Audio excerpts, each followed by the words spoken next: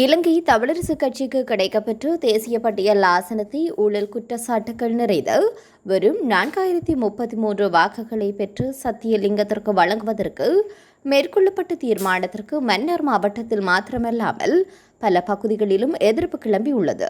சுமந்திரனின் பின்புலத்திலே சத்தியலிங்கத்திற்கு தேசிய பட்டியல் ஆசனம் வழங்குவதற்கான செயற்பாடு இடம்பெற்றுள்ள நிலையில் இந்த முறை மக்கள் எதிர்பார்த்த இளைஞர்களுக்கு வாய்ப்பு வழங்காது முன்னதாக மாகாண சபை ஆட்சி காலத்தில் சுகாதாரத்துறையில் பல்வேறு ஊழல்களில் ஈடுபட்டதற்காக அமைச்சு பதவியை இழந்த சத்தியலிங்கத்திற்கு தேசிய பட்டியல் ஆசனம் வழங்க உள்ளமை தொடர்பில் பல விமர்சனங்கள் சமூக வலைதளத்தில் எழுந்துள்ளது. குறிப்பாக சத்தியலிங்கத்திற்கு இந்த முறை தேர்தலில் வெறுமனவே 4033 வாக்குகளை மாத்திரம் பெற்றிருந்தார்.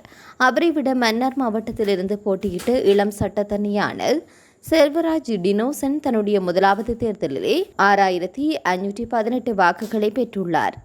ஆனாலும் தகுதி வாய்ந்த அவருக்கு தேசிய பட்டியல் ஆசனம் வழங்காது ஊழல் மூலம் உள்நாட்டிலும் வெளிநாட்டிலும் சொத்துக்களை சேர்த்து பல கோடிகள் செலவு செய்து தன்னுடைய பிள்ளைகளை ரஷ்யாவில் மருத்துவ கற்கைகளுக்காக அனுப்பி வைத்துள்ள சத்தியலிங்கத்திற்கு தேசிய பட்டியல் ஆசனம் வழங்க தீர்மானித்துள்ளமை தொடர்பில் விமர்சனம் எழுந்திருக்கின்றது. கடந்த தேர்தலை விட இந்த முறை தமிழரசு கட்சிக்கு வன்னியின் வாக்குகள் குறைவடைந்துள்ள நிலையில் அடுத்த தேர்தலில் மொத்தமாக வாக்குகளை இல்லாமல் ஆக்குவதற்கே சத்தியலிங்கம் போன்ற ஊழல்வாதிகளுக்கு சுமந்திரனின் உதவியுடன் தேசிய பட்டியல் வழங்குவதாக விமர்சிக்கப்பட்டு வருகின்றது.